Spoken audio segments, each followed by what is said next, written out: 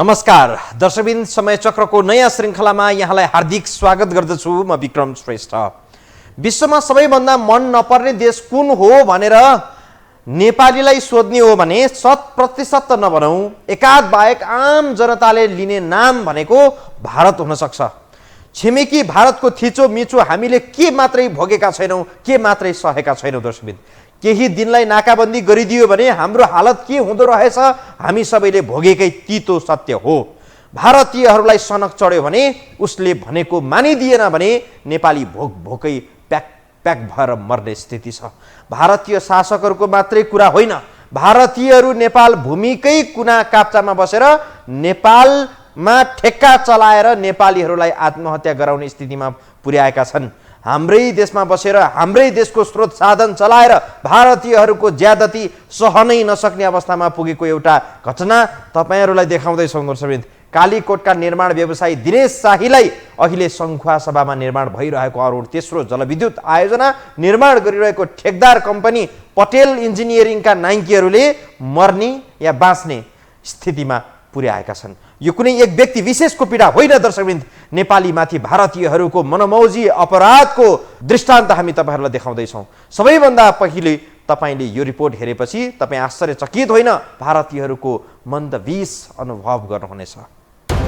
दृश्यमा देखिएका यी व्यक्ति कालीकोट खाडाचक्र नगरपालिका 10 का दिनेश बहादुर शाही हुन्।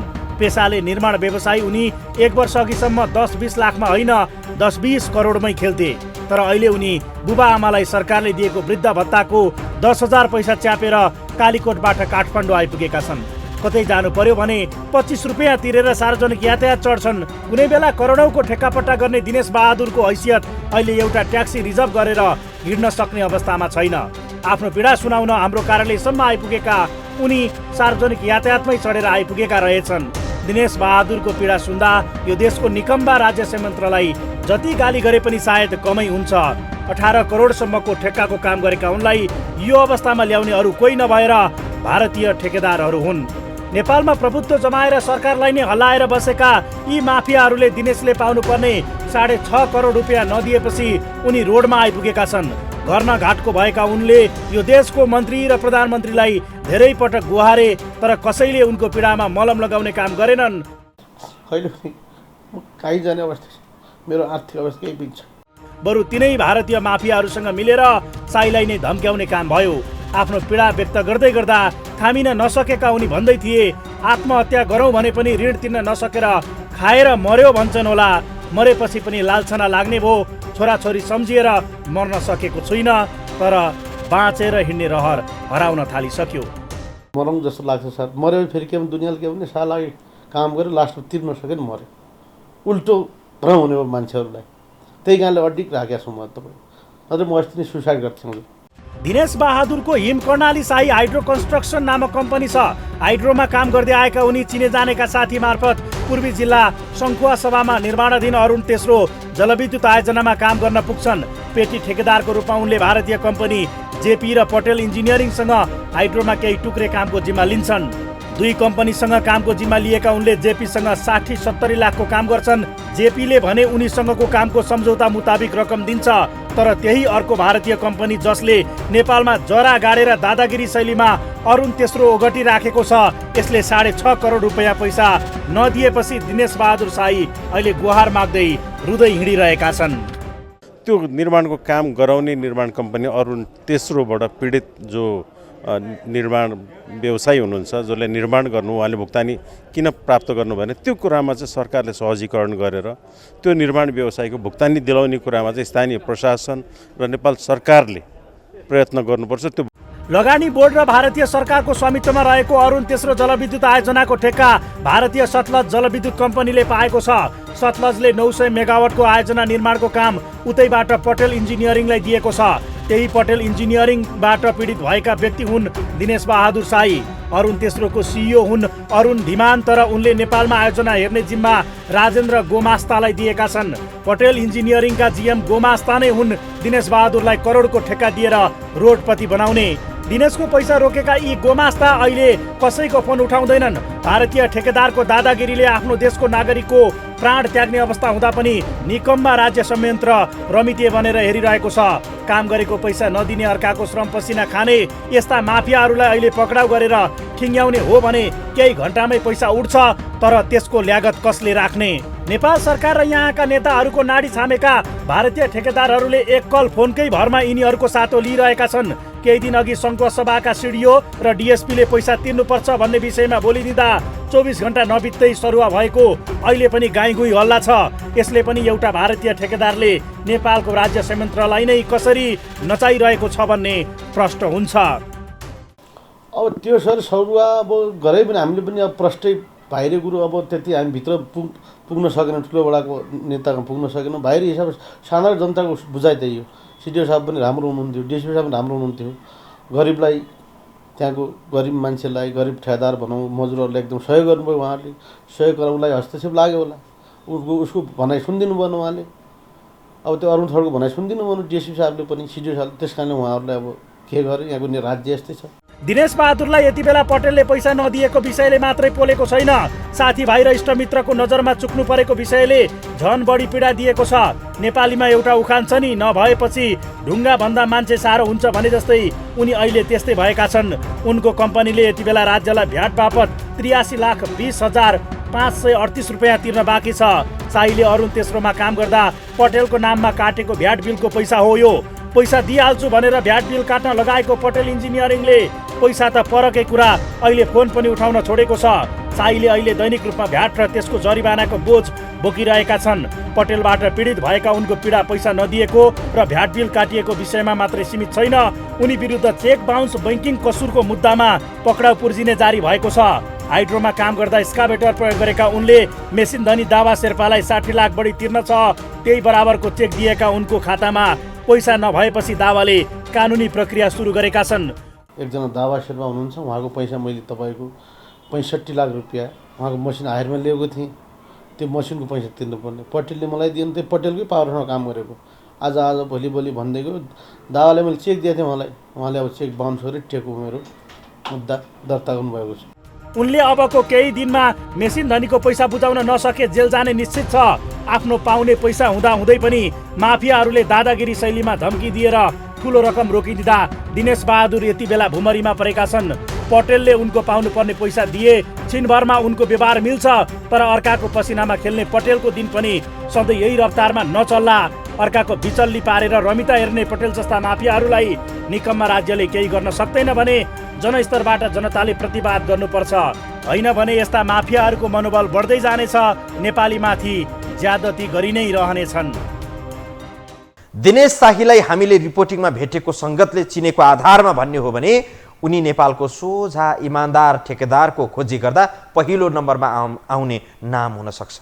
उनी त्यति इमान्दार छन्, तर अरुण तेस्रो विद्युत आयोजनामा पश्चिमका नेपाली ठिटोलाई, पूर्वको आयोजनामा भारतीयहरूको हेपाई सानो छैन। उनले काम गरेको 6.5 करोड रुपैयाँ पटेल इन्जिनियरिङका नाइकीहरूले नदिएर दिनेश शाहीलाई हैरान खेलाएका छन्।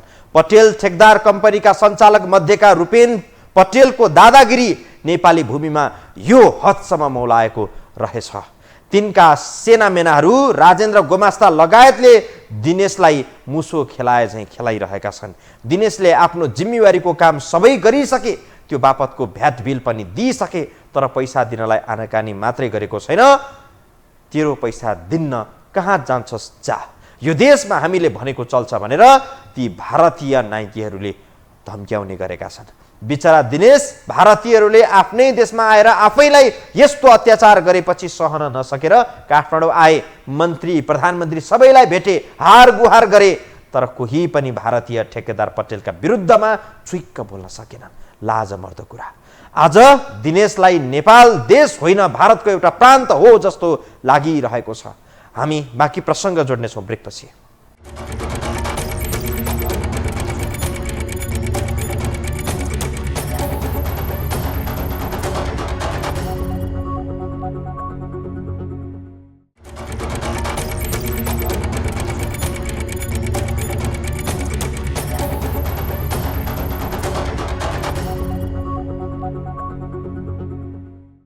अरुण तेस्रो जलविद्युत आयोजना भारत र नेपालको संयुक्त लगानीमा सुरु भएको परियोजना हो। यो योजना बनिसकेपछि प्रारम्भिक चरणमा भारतीयहरूले 77% विद्युत भारतमा लगेर खपत गर्नेछन्। 25 वर्षपछि मात्रै नेपालको पूर्ण स्वामित्वमा रहनेछ। 57 अर्ब रुपैयाँ भारतले यो विद्युत आयोजनामा लगानी गरिरहेको छ। त्यसैले निर्माण ठेक्का पनि भारतीय कम्पनीले पाएको छ। पटेल इन्जिनियरिङ कम्पनीले ठेक्का चलाउँदै गर्दा भारतीय ती नाइकेहरूको दबाव नेपालीहरूले नराम्ररी खेपिरहेका छन्। दिनेश एकजना प्रतिनिधि मात्रै हुन्। ती राजेन्द्र गोमास्ता सहितका ठेक्काका नाइकेहरूले अरू थुप्रै नेपाली स्थानीयबाट काम लिने तर पैसा नदिएर हरिभिजोग बनाइदिने गरेका छन्। बिचरा दिनेश अहिले भ्याटको पैसा तिर्न नसकेर बाटोमा रुँदै हिँडिरहेका छन्। म कुन दिन जेल जानुपर्ने हो भनेर तनावमा छन्। भारतीयको दादागिरी र हेपा प्रवृत्तिको शिकार भएका दिनेश बहादुर साई प्रतिनिधि पात्र हुन्। कैयन नेपालीले भारतीयको ज्यादती खेपिरहेका छन्। सीमामा नेपालीले खेपेको ज्यादती भनिसाध्य छैन। अहिले पनि तपाईँ हाम्रो मानसपटलमा ताजै छ। दार्चुलामा तुइन तर्ने क्रममा भारतीय एसएसबीले तुइन काटिदिँदा जयसिंह धामी महाकालीमा बेपत्ता भए। उनको विषयमा 2-4 दिन हल्लाखल्ला भयो। त्यसपछि यसै सामसोम पारियो।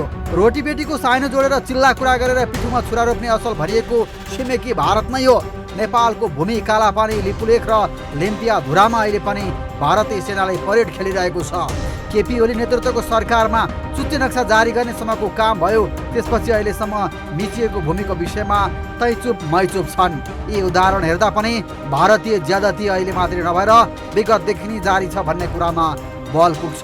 सीमा र लिपुलेखमा नेपाली माथि ज्यादती गरेको भारतीयले अहिले सङ्खुवा सभामा निर्माणाधीन अरुण तेस्रो जलविद्युत आयोजनाको नाममा नेपालभित्रै छिरेर अर्को ज्यादती गरिरहेको रहस्य खुलेको छ। कोलपुरमा बच्चाहरू बस्छन्, सानो झुपडी घर छ एउटा, ऐलानीमा बसिरहेको छु। त्यही पनि तपाईँ भोलि कोलपुरमा पनि भन्न सक्नुहुन्छ, हेर्न सक्नुहुन्छ। त्यस्तो अवस्था छ। त्यही पनि छ। काम गरी खाने त्यत्रो पैसा फस्यो। बुवाआमाले के भन्नुहुन्छ? बुवाआमा के भन्नुहुन्छ? बुवा भन्नुहुन्छ यहाँ कालीकोटको जग्गा जमिन बिक्री हुने भइदियो यही के आउँछ हाम्रो पाखो जमिनमा तपाईँको हदै आएछ तपाईँको 50-60 एक लाख आउँछ। त्योभन्दा के छ? हामी के गर्नु त? अब के गर्ने? हाम्रो अवस्थै छैन। के गर्नु भन्नुहुन्छ? रुनुहुन्छ। म त फोन पनि गर्नु। बुवाको 2-3 चोटि फोन आयो अहिले, मैले फोन पनि उठाएन। के भन्नुहुन्छ? चारैतर्फबाट यस्तै छ। दिनेश साईको झन्डै 6.5 करोड नदिएको पटेल इन्जिनियरिङले हाइड्रोमा काम गर्ने धेरै नेपालीको तलब नदिएको बुझिन्छ। नेपालीलाई काममा खटाएर उनीहरूको रगत पसिनामा मोज गरेर ढाडिएका यस्ता भाषाहरूको संरक्षण नै राज्यले गरिरहेको छ। जसका कारण पनि नेपाली भूमिमै यी माफियाहरूले नेपालीमाथि ज्यादती गरेर पावर सो गरिरहेका छन्। दिनेश साई यति बेला नभएर कङ्गाल भएका होइनन्। यिनै भारतीय माफियाहरूले नदिएर रोडमा आएका हुन्। अरुण तेस्रोमा 18.5 करोडको काम गरेका उनले 12 करोड रुपियाँ पाए। त्यसबाट बचेको पैसा त्यसैमा लगानी गरेका उनले पटेलबाट पैसा नपाएपछि हात लागि शून्य भयो। जसका कारण उनी अहिले रोदै हिँडिरहेका छन्। मर्नु र बाँच्नुको अवस्थाबाट गुज्रिएका दिनेशलाई बुढा भएका बुबा आमाले बाटो हेरिरहेका छन्। उनको छोराछोरीले पनि कहिले आउनुहुन्छ भनेर फोन गर्छन्। तर कुनै बेलाका नामुद ठेकेदार दिनेश यति बेला नाजवाफ छन्। पटेलको शिकार भएका उनी ठेकेदारबाट ठगदारको सूचीमा पर्दैछन्। उनको कम्पनी र बैंक कारोबार रोक्का छ। नियतले नभएर नियतिले ठगिएका उनी आँखामा आँसु बोकेर निसासिँदै हिँडिरहेका छन्। के भन्नु? कोही छ त विषय धेरै ठाउँ धायो। देउपासँग 1 महिना धाए, 1 दिन धायो। त्यसै हामी पनि सौँदै नाति नदै। अब बालकृष्ण खालको गृहमन्त्री त्यहाँ गए, ऊर्जामा गए, कहीँ कसैले के भन्नु छ? अब मर भएकोदेखि बुवामर हुनुहुन्छ, परिवार हुनुहुन्छ, कति रोने? आफैमा आफै उसो के गर्नु? चाडपर्व नजिकिसक्यो तर उनको जिन्दगीमा भने यति बेला कालो बादल मडारिएको छ। पटेलबाट धोका पाएका दिनेश बहादुर अहिले काठमाडौँमा साथीको कोठामा बसेर न्यायको लागि मिडिया गुहार्दै हिँडिरहेका छन्। उनको विषयमा प्रधानमन्त्री शेरबहादुर देउवा, गृहमन्त्री बालकृष्ण खाँड, ऊर्जा मन्त्री पम्फा भुषाल र विद्युत प्राधिकरणका कार्यकारी निर्देशक कुलमान घिसिङ पनि जानकार छन्। तर सहयोग त परकै कुरा, कसैले मिठो वचन समेत उनलाई दिएका छैनन्। आफूले परिश्रम गरेर खुन पसिना बगाएको पैसा माग्न नेतादेखि मन्त्रीको दैलो चारेका दिनेश यति बेला थकित मुद्रामा यो हो टेलिभिजनको कार्यालयमा आइपुगेका छन्। विगत सम्झेर ल्याउँदा भारतीयहरूको दादागिरी कसरी सही रहेका हौला भन्ने पिरलो हुन्छ हामीलाई। सीमामा कब्जा, राजनीतिमा कब्जा, ढुवानीमा एकाधिकार, मन लागे नाका खोल्ने, रिस परे बन्द गर्ने हदैसम्मको भारतीय ज्यादती भारतबाट मात्रै चलिरहेको छैन। विद्युत निर्माणको बहानामा नेपालमै बसेर नेपालीलाई घिटी बनाइरहेका छन्। पटेल ठेकेदारको ज्यादती विरुद्ध राज्यले कुनै कदम चाल्ने स्थिति देखिएन। अझै आम नागरिकले खबरदारी नगरे अरू थुप्रै दिनहरूको पसिनामाथि खेलवाड गर्ने, इमान्दारीमाथि लात बजारेर मरेतुल्य बनाउने अरुण तेस्रोका ठेकेदारहरूको हैकमवाद रोकिने छैन। पटेलको ज्यादती विरुद्ध देशकै प्रधानमन्त्रीको सचिवालय त मुख दर्शक बन्यो भने बिचरा जिल्ला प्रशासन चलाइरहेका सिडिओ र डिएसपीले के नै गर्न सक्थे र। तर यसअघिका जिल्ला प्रशासनका प्रमुखहरूले दिनेशलाई न्याय दिलाउन भरपूर कोसिस गरेको देखियो तथ्यहरू, डकुमेन्टहरू हेर्दा। तर पटेलका नायकीहरू विरुद्ध उनीहरू सफल चाहिँ हुन सकेनन्। हामी बाँकी प्रसङ्ग जोड्छौँ ब्रेकपछि।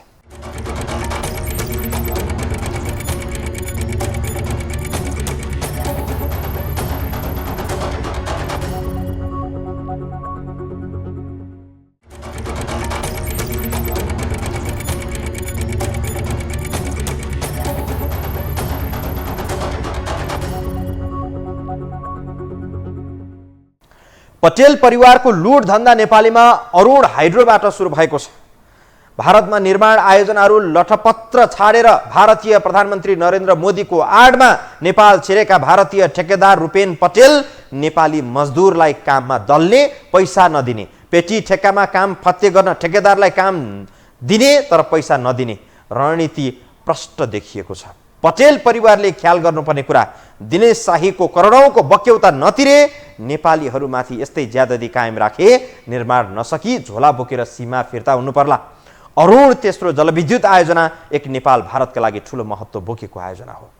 ससाना समस्यालाई बिरुवामै समाधान गरेको राम्रो, राष्ट्रिय चासो बन्न नदिएकै ठिक होला। बाँकी हेरौँ यो रिपोर्टमा। अरुण तेस्रो जलविद्युत आयोजना शङ्खसभाको मकालु गाउँपालिकामा निर्माणाधीन छ। 900 मेगावाटको आयोजनाको कुल लागत 1 खर्ब 4 अर्ब लाग्ने अनुमान छ। 2075 साल वैशाख 28 गते तत्कालीन प्रधानमन्त्री केपी शर्मा ओली र भारतीय प्रधानमन्त्री नरेन्द्र मोदीले संयुक्त रूपमा काठमाडौँबाट स्विच थिचेर शिलान्यास गरेको आयोजना अहिले पनि निर्माणकै चरणमा छ। आयोजना निर्माण गर्ने ठेक्का भारतको सतलज हाइड्रो कम्पनीले पाएको थियो, तर सतलजले पटेल इन्जिनियरिङ मार्फत आयोजना निर्माणको काम गरिरहेको छ। त्यही पटेल इन्जिनियरिङले नेपालीलाई काम लगाएर करोडौँ रुपियाँ नदिएको भन्दै पेटी ठेकेदारहरू रुँदै हिँडिरहेका छन्। पटेलको ठगी ठेकेदारमा मात्र सीमित छैन, महिनौदेखि काम गर्ने कामदारलाई समेत पैसा नदिएको खुलेको छ। अर्बौंको ठेक्का लिएर ज्याला मजदुरी गर्ने कामदारको पैसा नदिने यस्ता भारतीय माफियाहरूलाई लाज हुनुपर्ने हो। तर पक्कै पनि नेपालमा आएर काम गराउँदै गर्दाखेरि विदेशी निर्माण कम्पनीहरूले भुक्तानी नदिने भन्ने कुरा चाहिँ अलिकति आश्चर्यजनक कुरा पनि हो।